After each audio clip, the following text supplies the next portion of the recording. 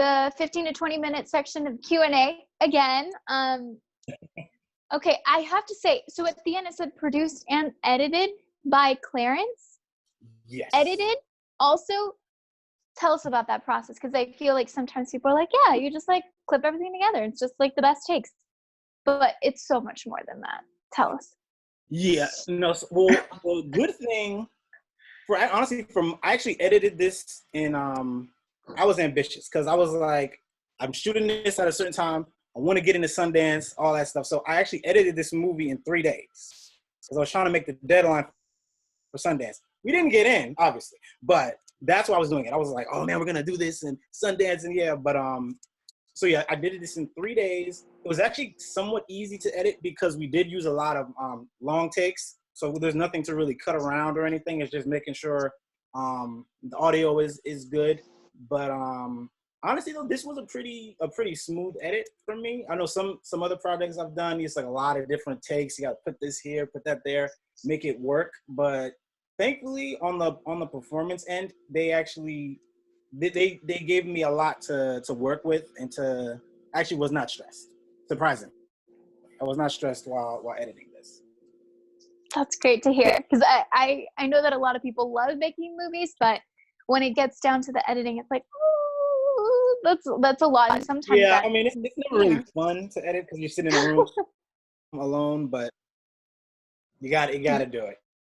Yeah. Okay, so we do have a couple of questions. First, we're gonna go to Hunter, who has a question for you guys. Sorry. Hi. Hello. Hi. Really love the movie, guys. Great work. I wanted to know, I'm an actor myself, so I wanted to talk to Marquez and Tara for a second and ask you guys, Marquez made a couple comments during the screening about how, like, kind of separating yourself from the character. So I guess I was wondering how much of yourselves you brought to the character innately, and then like what deviations did you make, and why did you make those choices? I'll give you first off, what's up, bro? How are you? Hey, I'm doing okay. Hanging out, watching a movie with you guys. The rules. Thanks for watching the movie with us, man. It's really nice. To be completely honest, when it comes down to the actual character, I guess at that point, I was mostly doing what I could to be authentically Marquise as much as possible. Mm-hmm. And if I could be him and be myself, then I could take the words and do what I would do with the words, and the character would emerge, if that makes sense. For sure. So, and the reason why while I was watching it, I was differentiating between myself and Picasso is because as I'm watching it, I'm realizing that me, after 3 years, I've changed so much, just growth as we change over the years, that I don't really identify with that Marquise or that Picasso the same way I did 3 years ago. So it's kind of like, it was just really like talking about the past, really. And that's why I was able to separate, because I've grown so much. You know what I'm saying? Yeah, nice. Thanks, man. Tara? Yeah, to jump on Marquise, it's funny watching it and not seeing it for 3 years, to be like, I'm not sure how if I approached it in a certain way, because Sisney was very like me. So it's interesting to know if like I was making those choices 3 years ago, or if like I grew as myself. Because watching it, I'm like, would I have done the same thing, me being not a different person, but growing as a person. So watching it is interesting, because there's certain things that I'm like, I don't know if I would have done it that way or processed it that way, because I might have processed it different this time. I don't know. Sure. Thank you. Yeah, this is great. Thank you. What do you do when you approach it? What do you like to do? I sort of do the same thing. I like looking at something and saying like what, figuring out what the differences are, but also where I draw the similarities. Like even if it's something really vague or like an emotion. I mean, it's just like any acting thing, right? Like an emotion that you can attach to. You're like, oh, that's what this character is afraid of. I've also felt fear, so that's where I draw the line. Yeah. So yeah, I mean, for me, it's connecting, just connecting like things, even if they're not similar in exact. But yeah, no, that offers a lot of insight, guys. Thank you. Yay! That was a great question. Okay, we do have another question from Gracie. Hi, Gracie. Hi, everyone. Just wanted to say that I enjoyed the film. Great job. I know, Clarence, you were talking a little bit about this before the film, but now that I'm seeing it, were you inspired by any specific films when you were making this or writing this? Definitely, the main one the main film that was a big inspiration was the Before Sunrise. I don't know if you've seen that. I haven't. Oh, you haven't? You should definitely check it out. It's once again a 90s movie, but it's kind of like the story of a first date.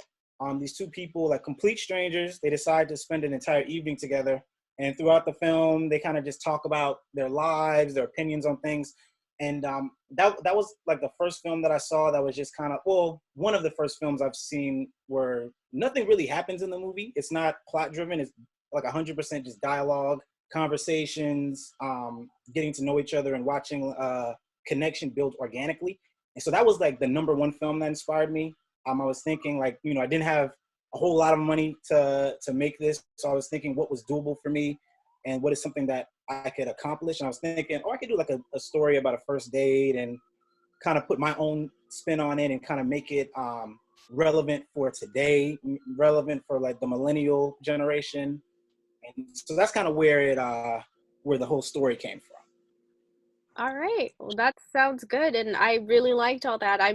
You mentioned you're 93, I'm 92. So all that, all those references, totally grew up with them. So great job, everybody. Thank you. Thank you. Thank you, Gracie. Yay! I have a question for you guys. Looking back on, obviously, I mean, you guys mentioned that you haven't seen this film in quite a while. Were there certain things that, like, obviously, besides looking at yourself and being like, oh, my hair looks shorter. Oh my gosh, I'm wearing the same jeans. Like, what was the biggest thing that surprised you that maybe 3 years ago you were like, oh, that was like really scary, and you look back on it and you're like, no, like I did a really great job? Or what were surprises that you felt this time? Sarah? She might be frozen. Okay. Yeah. So for me, I think that one of the most recognizable surprises that I've had is that there are certain choices that I made as an actor at that point that were specific to who I was and what I saw and what I was able to bring to a character within my development, my training, and my understanding of acting. But looking at it now, there are things that I would continue to do that I was really happy about. And there are also different, I would have connected with Tara more, especially towards the end when that arc was going. I think that there was an opportunity for us to deepen our bond within the film and kind of make that feeling palpable for the audience. And I don't think we personally now, I don't think we fully got there as much as we could today. That was what was really, really recognizable for me, mostly, I would say. And what about, I mean, obviously we had that kissing scene. What is it like for you as an actor to watch that back? And then also, what is it like for people to, to be in that space, and for people that have never been like in that spot where you've got cameras on you and other people? What is that like? What is it like to kiss in front of people that are shooting you on camera? Like, yeah, because it's way more technical than people might think. What was that like? It was really comfortable for us. You know, I think that kissing is very intimate. It's very intimate, and I imagine that on set, you know, it's there's a certain type of intimacy that you can gain with the person you're working with if you're single. You can flirt, you can talk. If you're both single, you can basically date for those 6 days. And then by the time you kiss, you've been wanting it so badly that, you know, it happens and you're like, you know, you can feel it breathe. That's why I find that a lot of people who do films together who are playing, you know, their significant others, they end up dating for a little bit. But, you know, when you're married, it's harder because there's a line. And respect. And, you know, everyone can say, well, you need to act. That's acting. You need to act. Okay. But emotions are alive and emotions are real. And I think for that moment, you know, it's first you serve the story, which is most important, which is what drove that. But also, I think I was always aware that I was not allowed to have 100% of my feelings involved, if that makes sense, because they're dedicated to someone else. It's odd to think about, you know? Yeah, to just have that line. Yeah. Out of respect, but then for the art, so how do you balance that? I guess you have to have trust with your partner, which is most important. Luckily, and you're an actress as well? Yeah.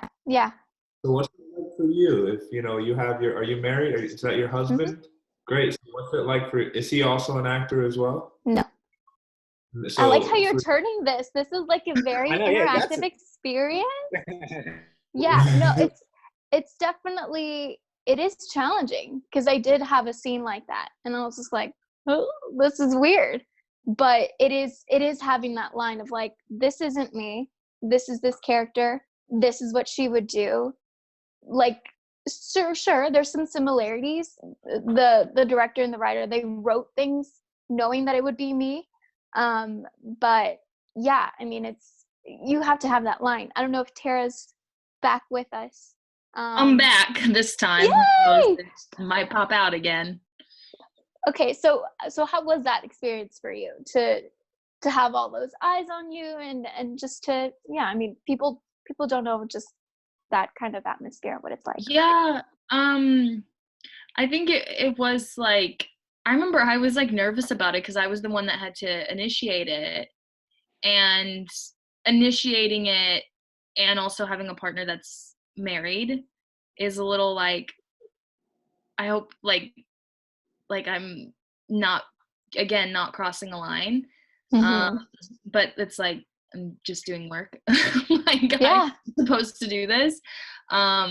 So, but I didn't feel like, I don't know, I think me and Marquise had like a good just like connection and understanding of like what we were doing. And yeah. But I remember I was like nervous about initiating it because I was like, I don't do anyone. Now for you guys, where do you think they end up? Like, what's the next step for them? And then Clarence, what do you think would have been the next step for them? Well, he murders her. Oh, okay. Yeah, I think that's what we all got. He comes back as a ghost. Turns into a totally different genre. Wasn't that that was a running joke through while we were filming, was that like, you murdered me and we changed the whole genre. You know, even like the comments, I know I've seen like comments on internet and stuff, they're like, oh, he kills her, he does this, he's murdered, like, yeah, it's So are you confirming that? Or I'm waiting for I thought they were gonna say something first, then I was gonna tell you the real story. Yeah, Well, you let's tell us yeah. what the real story is. Yeah, what is it? And I want to hear what you guys say first. Oh. It's a give. Well, they date for a bit. They talk. They have a good time. I feel like they become friends. You know, Yeah. they become good friends.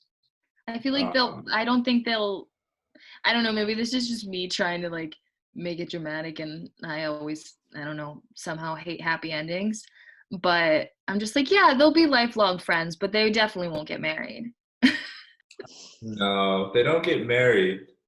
They have sex once, but the talk beforehand is very much like, hey, are we sure we want to do this? Is this going to change everything? And it's like, no, it won't. And then it does. Clarify that one. That's what I see. That's funny. So I'll break it down for you. So Yeah, tell us what happens, Clarence. Come on. You guys are very like on the more cynical side, like they're not together. So they actually do become a couple. And I had an idea a while back. I wanted to do like a sequel or a follow-up where Sissany goes with Picasso to meet his family. So like after they've already been official and everything, they've been together for like a couple months, things are good. She goes home and meets the family that made him who he is. So no, but they're definitely a couple. They definitely are still rocking. That's good. Aww. I love that. I think we're all rooting for them now. Like, I would hope so. we've got. I hope people are. Yeah, we've gotten to know them. We know what they love, what they don't. And I also really love how there's a lot of topics of conversation of like this or that, what was it? You compared all those 90 things that I already forgot. Goosebumps or Are You Afraid of the Dark? Yeah. Yeah, and like to just kind of go back to that, it's just so fun. And I do want to ask you all, like, what are some of your favorite things from the 90s? Like anything, everything, music, movies, shows, clothes, like games, anything. Let's just throw it back to the 90s. Flashback Friday.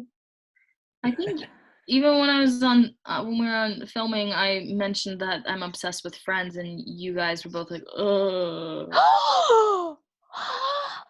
Come on, girl. We're on. I got you. Okay. Wow. No comments about the whole Friends thing. Yeah, no comments. Okay, guys.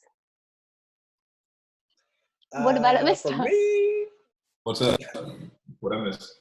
Welcome. We're talking about things you like from the 90s, like shows, movies, music. Things I like from the 90s. Oh, man, that's so hard. What was that, 11, 10 in the 90s? So Cartoon Network, Nickelodeon, I mean, that's still a thing, but what do we have? Hey Arnold? Yeah. Oh, yeah. That's the show. Courage the Cowardly Dog. All Ed, that. Ed, and Eddie. Kenan and Kel. Yeah. Reset. Like, Courage the Cowardly Dog scared the shit out of me. Oh, yeah. It was very disturbing. My It was brother incredible. loved it, and I hated watching it because it scared the shit out of me. Terrifying. It's supposed to. Yeah, that was a scary ass show. Scarier than Goosebumps or Are You Afraid of the Dark?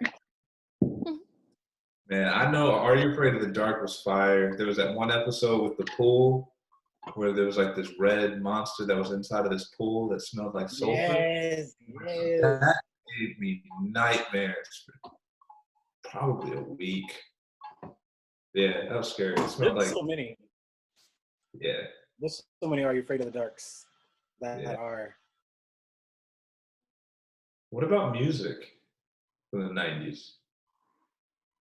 For me personally, I'm like 90s rap, 90s R&B. So like Biggie, Tupac, Nas, Big Pun, Big L.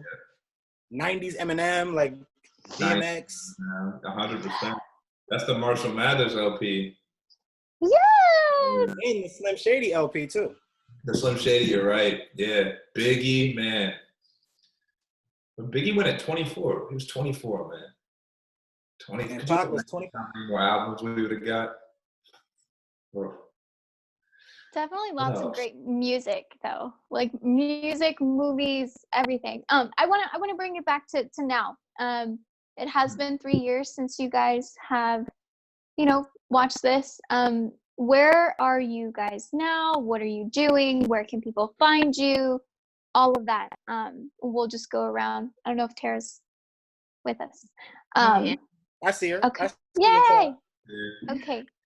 So we'll start with you, Tara. Okay. Currently sitting in my house for the last month. Isn't everyone? Yeah, I've been trying to like write my own stuff and doing a lot of research for this current pilot I'm trying to write. Hey. Yeah, so that's the gist of my quarantine life right now. Awesome. Marquise? I'm in New York. In Bed-Stuy, do or die. Right now, I'm in my studio that I just built up. So I've been producing music, making music, working on a lot of music more than anything. Meditating a lot. Just honestly, trying to figure out how to come out on the other side of this quarantine with more money than I went into it with. That's really, a lot of, I know it's a different story, but, while we're all at home quarantine, worried about paying rent, I've got friends who went to their cabin in Vermont and they're just watching the stock market all day. This isn't phasing them, you know what I mean? So I'm trying to make sure I'm on that wave. I'm in a show called Black No More. It's a hip hop musical the music is written by Black Thought from the Roots. And that's going to be Broadway. Thank you. It's going up in October off Broadway. And then it's going to make a run. It's produced by Jeffrey Sellers, who produced Hamilton and Rent. So it's going to Broadway pretty quickly because they got the money. And I'm in that. So hey, that's what's up, man. Good looks. So just doing a damn thing, That's so cool. Clarence? So I am actually have some films available. If anyone's interested, if people like, no doubt, want to see what else I have. I have another feature that I shot called My Friend Tucker. That's available on Amazon Prime. Also have a web series called Not How It Goes. That's also on Amazon Prime. I have a short film called His Pain, also on Amazon Prime. And also that one is also on YouTube. I just finished Post. So I have a complete short that I just shot actually before the quarantine started called I Was Born a Good Girl. So I'll be dropping that tomorrow, and that will be available on YouTube as well as Amazon Prime.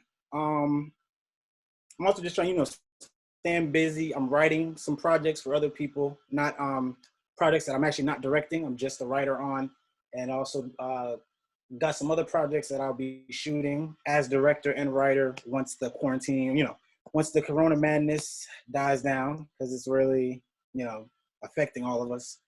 And yeah, that's pretty much it. Just, listening to music, my 90s, watching my 90s shows and my 90s movies, all that good stuff. And that's awesome. pretty much it. Wow. Well, thank you guys. Honestly, thank you guys for watching. If you like this, go over to our Facebook page and let us know. Like it, leave us a comment, talk to us. If we can continue doing these, I think it will make the quarantine time much more bearable. Thank you all three so much for joining us and for talking and discussing about all these 90s things with us and for sharing this film with us. My name's Amy Cassandra Martinez. You can find me on all social media at Amy Cassandra MTZ. Guess we did it.